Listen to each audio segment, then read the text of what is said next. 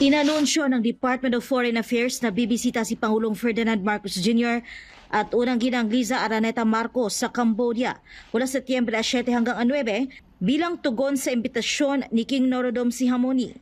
Ayon kay DFA spokesperson Angelica Escalona, inaasahang lalagdaan ng 3 kasunduan sa nalalapit na state visit ni Marcos Jr. sa naturang bansa.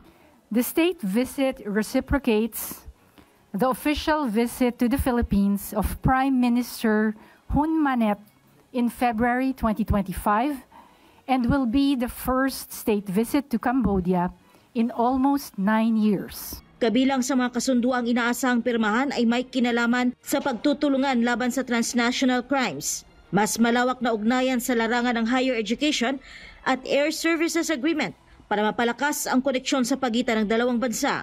Tiniyak din ni Escalona na pag-uusapan sa bilateral meetings ang ilang sensitibong issue gaya ng scam hubs sa Cambodia, mga Filipinong nagtatrabaho ng iligal, human trafficking at surrogacy cases na kinasangkutan ng ilang Pilipina noong nakaraang taon. And ito namang sa mga human trafficking victims, yung mga nasa scamming operations in mainland Southeast Asia, there is an increase for all of mainland Southeast Asia, hindi lang sa Cambodia. So this is really important for the Philippines and we do expect this issue to be discussed in the bilateral meetings.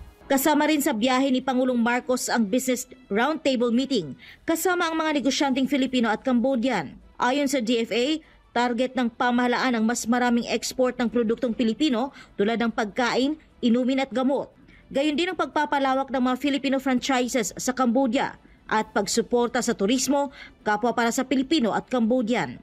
Inaasahan din ang paghingi ng Pilipinas ng suporta para sa Philippine chairmanship sa ASEAN sa 2026. Tinatayang may 7,500 Pilipino sa Cambodia. Karamihan ay nagtatrabaho bilang mga guro at service workers. Sasama sa delegasyon ng Pangulo ang ilang matataas na opisyal ng pamahalaan tulad ng mga kalihim ng DFA, DA, DTI, DMW, CHED at PCO.